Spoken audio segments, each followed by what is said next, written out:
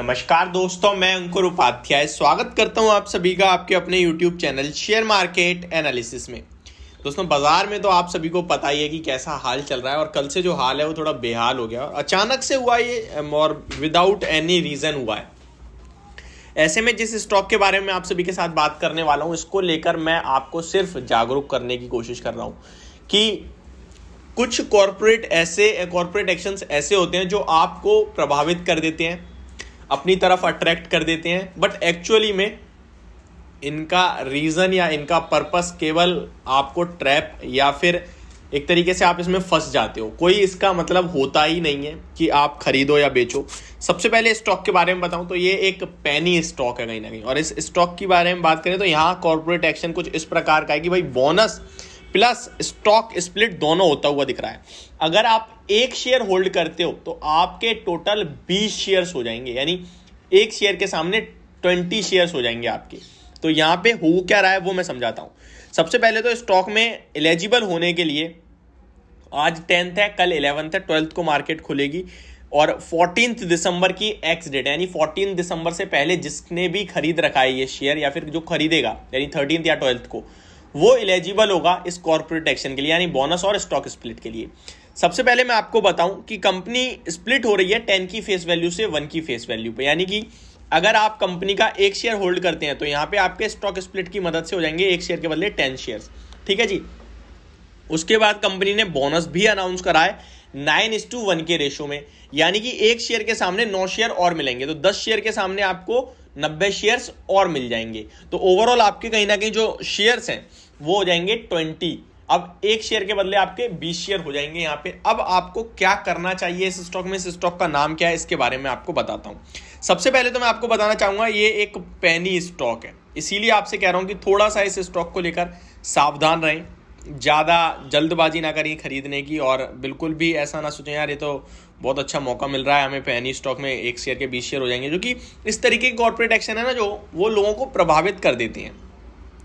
दोस्तों, स्टॉक का नाम है एल्स्टोन टेक्सटाइल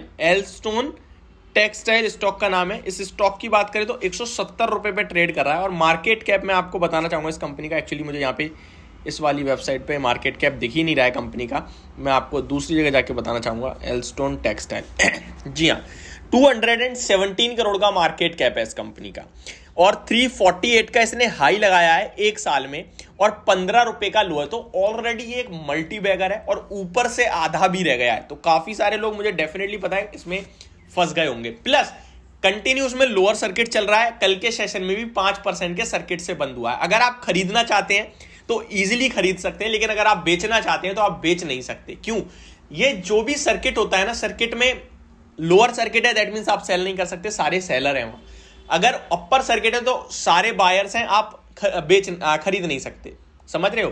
तो ये फर्क होता है लोअर और अपर में। तो यानी कि आप इजीली खरीद सकते हो, यहां पर बेच नहीं पाओगे खरीदने के बाद, और अगर अपर सर्किट लगने लगेगा तो आप खरीद नहीं पाओगे, बेच पाओगे। ठीक है जी। अब रिटर्न ऑन इक्विटी माइनस में है, return on capital employ minus में है, डिविडेंड यील्ड कुछ भी नहीं है, book value per share 105 rupees के, ये चलो तब भी ठीक है। इस शेयर के बारे में बात करें तो डेट फ्री कंपनी है, चलो ये भी बढ़िया दिख रहा है। इसका अगर मैं पेयर कंपैरिजन करूँ तो 23 के पी पे ये है, बाकी के इसके सामने जो दिख रहे हैं वो अराउंड इसी के आसपास के हैं, तो कोई दिक्कत नहीं है।